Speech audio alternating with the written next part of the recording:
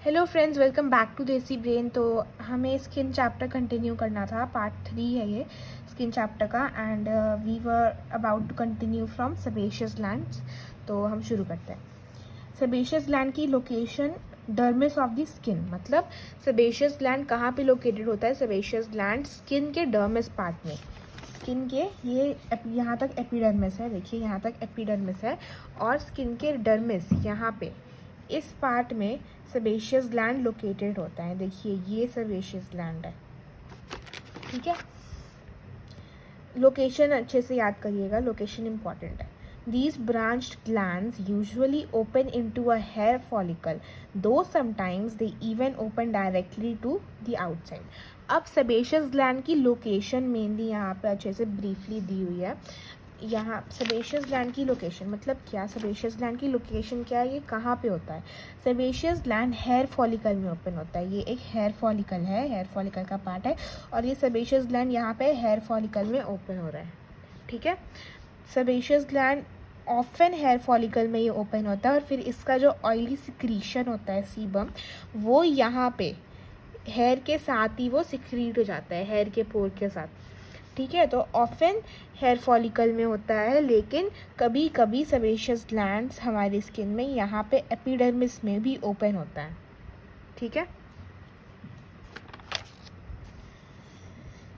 They give out an oily secretion called sebum. तो ये main चीज़ है इस सेबेशियस ग्लैंड की कि ये एक ऑयली सिक्रीशन देता है जिसे हम सीबम बोलते हैं। मतलब सेबेशियस ग्लैंड हमारी स्किन के ऊपर एक ऑयली सब्सटेंस सिक्रीट करता है जिसे हम सीबम बोलते हैं, और इसका काम क्या होता है कि ये स्किन को ऑयली और वाटरप्रूफ बनाती है। ऑयली बनाती है तो उससे क्या होता है कि हमारी स्किन सॉफ्ट होती है, और वाटरप्रूफ बनाती है मतलब अगर हमारी स्किन पे ऑयली सिक्रीशन नहीं होगा, सीबम नहीं होगा, तो हमारी स्किन वाटर को अब्जॉर्ब करेगी, ठीक है। तो सेबेशियस ग्लैंड का मेन क्या वर्क है कि वो सीबम सिक्रीट करती है जो कि हमारी स्किन को ऑयली एंड वाटरप्रूफ बनाती है। Supple and to prevent loss of moisture by evaporation. अब देखो और क्या ऑयली और वाटरप्रूफ बनाती है ताकि हमारी स्किन सपल रहे, सॉफ्ट रहे, एंड हमारी मतलब इवेपोरेशन होता है ना, मतलब स्वेट जब होता है तब इवेपोरेशन होता है, तो फिर हमारी स्किन का मॉइस्चर इवेपोरेट होता है ना। तो ये सेबेशियस ग्लैंड जो ऑयल सिक्रीट करता है वो क्या करता है कि जो इवेपोरेशन ऑफ स्वेट है उसका अमाउंट कम कर देता है ताकि ज़्यादा स्वेट इवेपोरेट ना हो और हमारी स्किन एकदम ड्राई ना हो जाए, ठीक है।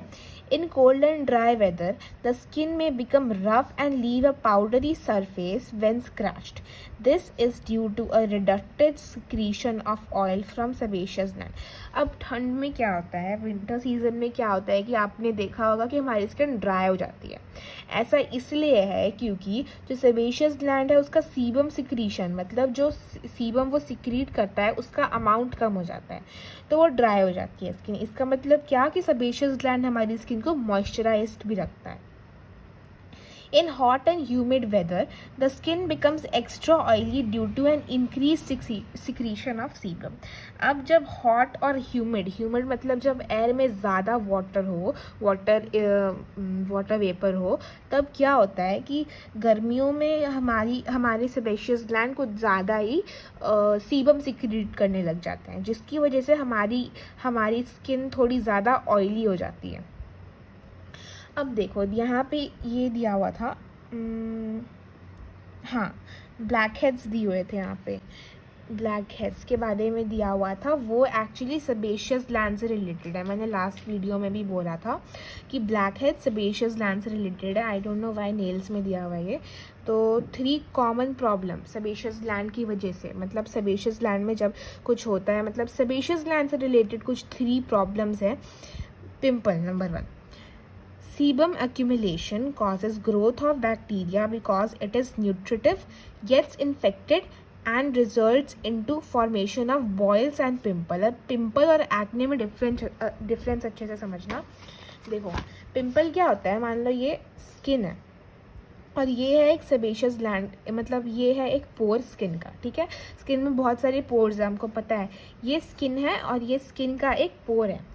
अब देखो अगर ये है एक सेबेशियस ग्लैंड का ओपनिंग, तो यहाँ पे क्या होता है कि यहाँ पे सेबेशियस ग्लैंड डिपॉजिट हो जाता है, ठीक है। और क्योंकि सब यहाँ पे सीबम डिपॉजिट हो जाता है, सेबेशियस ग्लैंड सीबम सिक्रीट करता है और यहाँ पे सीबम डिपॉजिट हो जाता है, और इसी सीबम में बैक्टीरिया ग्रो कर जाता है, इसे इन्फेक्टेड कर देता है, क्योंकि सीबम बहुत ही ज़्यादा न्यूट्रिटिव होता है बैक्टीरिया के लिए।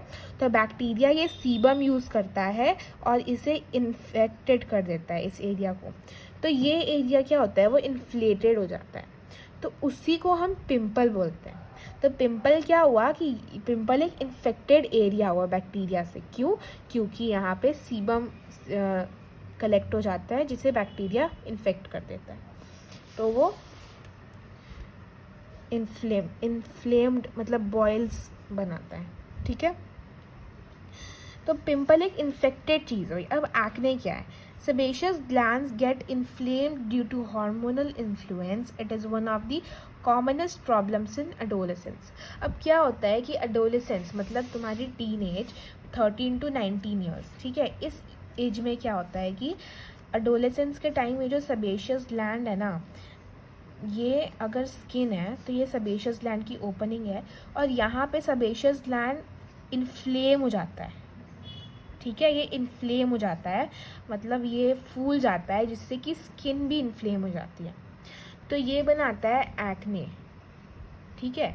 यहाँ पे जब इस इन्फेक्शन की वजह से पिंपल होता है, बैक्टीरियल इन्फेक्शन की वजह से, और हार्मोनल चेंजेस की वजह से टीनेज में, एडोलेसेंस में जो हार्मोनल चेंजेस होते हैं उसकी वजह से सेबेशियस ग्लैंड इन्फ्लेम हो जाता है और वो एक्ने बनाता है, ठीक है। तो फिर ये है डिफरेंस पिंपल और एक्ने में। अब नेक्स्ट है ब्लैक हेड क्या होता है। When an open pore in skin gets clogged with dead skin cells and sebum, it turns black upon oxidation by air and is called a blackhead. अब blackhead में क्या होता है कि अगर ये स्किन का एक पोर है, यहाँ पे कुछ डस्ट पार्टिकल्स डिपॉजिट हो जाता है और सीबम भी डिपॉजिट हो जाता है, और फिर इसमें जो डस्ट पार्टिकल्स और सीबम है ये ऑक्सीडाइज हो जाते हैं। हाँ, ऑक्सीडाइज होने पर ये ब्लैक कलर के हो जाते हैं और ये हमारी स्किन पे ब्लैक कलर के अपीयर करते हैं, और इन्हें हम बोलते हैं ब्लैक हेड्स, ठीक है। अब नेक्स्ट है sweat glands. Each sweat gland is a simple coiled tube consisting of a deeper secretory part and an excretory part, which runs upward to open on the surface, मतलब skin surface। देखो ये है एक sweat gland, और ये sweat gland देखो ये एक coiled टाइप काइंड ऑफ चीज़ होती है डर्मिस के अंदर, और फिर ये निकलती है और इसकी ओपनिंग होती है ऊपर स्किन के सरफेस पे, ठीक है। अब स्वेट ग्लैंड के दो पार्ट होते हैं, secretory part and excretory part, ठीक है। तो स्वेट ग्लैंड के दो पार्ट होते हैं, कौन से पार्ट? सिक्रीटरी और excretory. The outer opening are called sweat pores. अच्छा, इस ओपनिंग को, जो ये आउटर ओपनिंग है स्किन पे, उसको स्वेट पोर बोलते हैं। And there total number in body is estimated about 2 million, मतलब स्वेट ग्लैंड पूरी बॉडी में अबाउट 2 मिलियन इन नंबर होता है। और ह्यूमन रेसेस, अच्छा यहाँ पे क्या दिया हुआ है कि ह्यूमन रेसेस बिलोंग, यहाँ पे दिया हुआ है कि जो पीपल विंटर में रहते हैं उन्हें कम स्वेट करना पड़ता है ना, क्योंकि स्वेटिंग हमें कूलिंग इफेक्ट देते हैं। तो विंटर कंट्रीज़ में, मतलब कोल्ड कंट्रीज़ में तो स्वेटिंग कम लगेगी क्योंकि वहाँ पे ठंड होती है। तो जो विंटर कंट्रीज़ में, कोल्ड कंट्रीज़ में जो पीपल रहते हैं उनके पास कम स्वेट ग्लैंड होते हैं, और जो हॉट कंट्रीज़ में पीपल रहते हैं उनके पास ज़्यादा स्वेट ग्लैंड्स होते हैं, स्वेट पोर्स होते हैं, ठीक है। नेक्स्ट है the secretory part of sweat gland absorbs fluid from the surroundings cells and blood capillaries of the dermis and sweat duct which pours it out on the surface। तो यहाँ पे secretory part का function देखो, secretory part का क्या function है कि वो स्वेट ग्लैंड का सिक्रीटरी पार्ट फ्लूइड जो होता है ना, मतलब आसपास की जो सेल्स है, मान लो ये सिक्रीटरी पार्ट है, तो आसपास में जो इसके सेल्स हैं और इसकी जो ब्लड कैपिलरीज है पास में, ये उसके वाटर को अब्जॉर्ब कर लेता है, वाटर को ये अब्जॉर्ब कर लेता है, ठीक है। और उसके बाद ये क्या करता है, पढ़ो,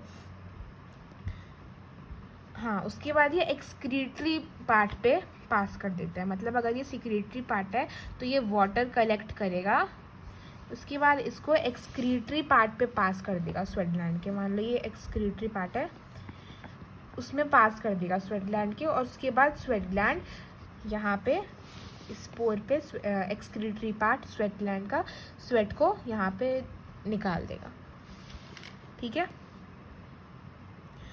Sweating or perspiration goes on at all times in minute quantities, incipient or invisible perspiration।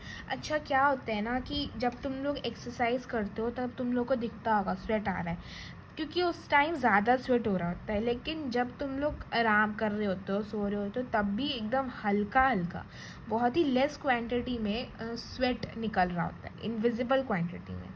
अच्छा, तुम ये टेस्ट भी कर सकते हो, आप तुम अपने हाथ में कोई प्लास्टिक का ग्लव पहन सकते हो और उसको हाथ पे बांध लो, ताकि उसमें ज़्यादा एयर स्पेस ना हो, एयर पास होने की जगह ना हो, ठीक है। उसके बाद तुम रेस्ट कर लो, मतलब कुछ काम मत करो। उसके बाद तुम 5-10 मिनट के बाद देखोगे कि तुम्हारे हाथ पे वाटर के ड्रॉपलेट्स दिखेंगे। इसका मतलब क्या हुआ, वाटर पर्सपायर कर रहा था, लेकिन इवेपोरेशन की जगह नहीं थी, तो वो इवेपोरेट नहीं हो पाया और वो आपके हाथ पे ही रहेगा, ठीक है। The major function of sweating is to lose body heat by evaporation. तो हम आपको शायद से पता होगा कि जब स्वेट इवेपोरेट होता है ना, तो वो बॉडी हीट को यूज़ करता है, और जब वो बॉडी हीट को यूज़ करता है तब हमारी बॉडी हीट रिड्यूस हो जाती है, क्योंकि स्वेट ने इवेपोरेशन के लिए बॉडी हीट को यूज़ किया होता है। तो हमारी बॉडी हीट रिड्यूस हो जाती है और हमें कूलिंग इफेक्ट देता है इवेपोरेशन ऑफ स्वेट। तो स्वेट का इवेपोरेशन क्या करता है कि वो हमारी बॉडी को एक कूलिंग इफेक्ट देता है, ठीक है। अब ये है composition of sweat. Sweat consist of 99% water. मतलब अगर ये स्वेट है तो इसमें 99% वाटर है, 99%, ठीक है। और 0.2 to 0.5% सॉल्ट। अब ये जो 1% बाकी है, इसमें क्या क्या है, 0.2 to 0.5 एक्स्ट्रा सॉल्ट्स। उसके बाद अच्छा, सॉल्ट में मेनली NaCl होता है, सोडियम क्लोराइड, मतलब जो नॉर्मल सॉल्ट तुम घर में यूज़ करते हो, और ट्रेसेस ऑफ यूरिया, मतलब बहुत बहुत बहुत कम urea. The urea lost through the sweat is about 1% of the total urea excreted by the body। इसका मतलब क्या हुआ कि अगर ये आपकी बॉडी है तो इसमें से 99% यूरिया जो होता है वो आपके दूसरे प्रोसेसेस से एक्सक्रीट होता है, और ये जो 1% यूरिया है ना, ये स्किन से एक्सक्रीट होता है।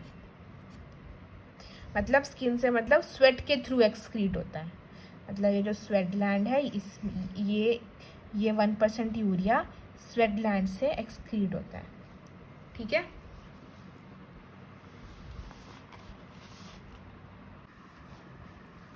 अब कोल्ड स्वेट क्या होता है, आपने सुना होगा कि बहुत सारी मूवीज़ में, सीरियल्स में बोलते हैं कि पसीने छूट रहे हैं। अब पसीने क्या इस वजह से छूट रहे हैं क्योंकि गर्मी लग रही है? ऐसा नहीं है।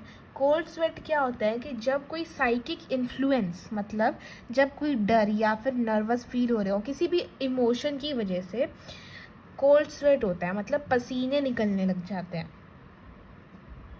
और कोल्ड स्वेट मतलब जो टेंशन, मान लो आप टेंशन दे रहे हो, टेंशन के इमोशन की वजह से जो कोल्ड स्वेट होता है, जो पसीने निकलते हैं, उसकी वजह से नॉजिया भी हो सकता है, मतलब उल्टी उल्टी जैसा लगता है, वॉमिट करने का मन करता है, और बहुत ही सीवियर पेन होता है। मतलब अगर एक कोल्ड स्वेट में एक्सेस स्वेटिंग होती है, क्योंकि कोई इमोशन है तो वो बॉडी अपने आप कर रहा है, लेकिन वो बॉडी का फंक्शन तो नहीं है ना। आपको इमोशन है कोई, इसलिए बॉडी स्वेट कर रहा है। ये एक नेचुरल चीज़ है कि अगर आपको कोई इमोशन आएगा तभी बॉडी स्वेट करेगा। तो ये बॉडी के लिए एक बुरी चीज़ हुई कि वो बेकार में स्वेटिंग कर रहा है, क्योंकि स्वेटिंग का मेन फंक्शन क्या होता है कि वो हीट रिड्यूस करेगा हमारी बॉडी से। गर्मी लग रही है हमें तो हमें कूलिंग इफेक्ट चाहिए, स्वेट वो काम करता है। लेकिन जब एक्सेस स्वेट लॉस हो जाता है कोल्ड स्वेट की वजह से, तब body salt, access body salt भी लॉस हो जाता है, क्योंकि हमने क्या पढ़ा था कि स्वेट में बॉडी सॉल्ट्स भी होते हैं। तो एक्सेस बॉडी सॉल्ट लॉस हो जाते हैं तो बहुत ही पेन और नॉजिया हमें फील होता है body salt, access body salt के लॉस की वजह से। अब नेक्स्ट है मैमरी ग्लैंड। अब मैमरी ग्लैंड क्या होता है? Modified sweat gland. Sweat gland हमने अभी पढ़ा, ये जो स्वेट ग्लैंड हम पढ़ रहे हैं उसी का एक मॉडिफिकेशन है mammary gland. The mammary glands are modified sweat glands. These glands are present both in males and females, but in males they persist only in rudimentary state, whereas in females at puberty they enlarge in the form of pair of breasts. Each breast carries a certain conical projection called nipple. Mammary gland क्या होता है कि वो mammary gland एक modified sweat gland है।